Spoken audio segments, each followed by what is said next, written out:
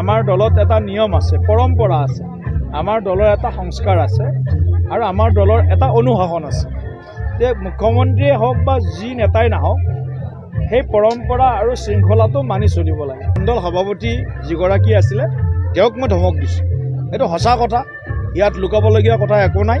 কিছুমানে তিলটোকে তালটো কৰিও ভাল পায়, গতিকে মোৰ তাত কোনো আপত্তি নাই। কিন্তু এটা কথা স্পষ্ট, এনেকুৱা মণ্ডল সভাপতিক মই যেনেকৈ কালি ধমক দিছোঁ, ধমক মানে এইটো মানে মৰমৰ অনুশাসনৰ ধমক বিচাৰিছোঁ।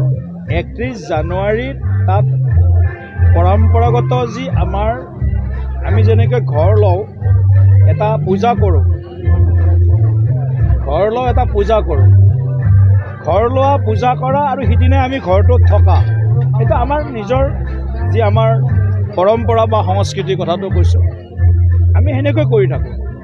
31 তাৰিখে কেৱল মাত্ৰ পূজা বা যিখিনি আধ্যাত্মিক ধাৰ্মিক পৰ্ব আছে সেইখিনিয়ে সম্পন্ন হৈছে, কাৰ্যালয় উদ্বোধন হোৱা নাই। এইটো সম্পূৰ্ণ এটা মিছা কথা, এটা মানে কোনোবাই ব্যক্ত কৰিছে, প্ৰকাশ কৰিছে। 31 তাৰিখে ধাৰ্মিক আধ্যাত্মিক যিখিনি কৰ্ম সেইখিনিহে সম্পন্ন হৈছে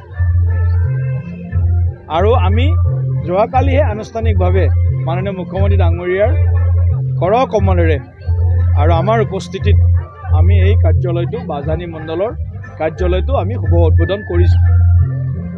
মুখ্যমন্ত্ৰী অহাৰ সময়ত আমি সকলোৱে জানো যে যথেষ্ট ভিৰ হয়, কাৰ্যকৰ্তা, সমৰ্থক, শুভাকাংক্ষী, সাধাৰণ জনতাও আহে।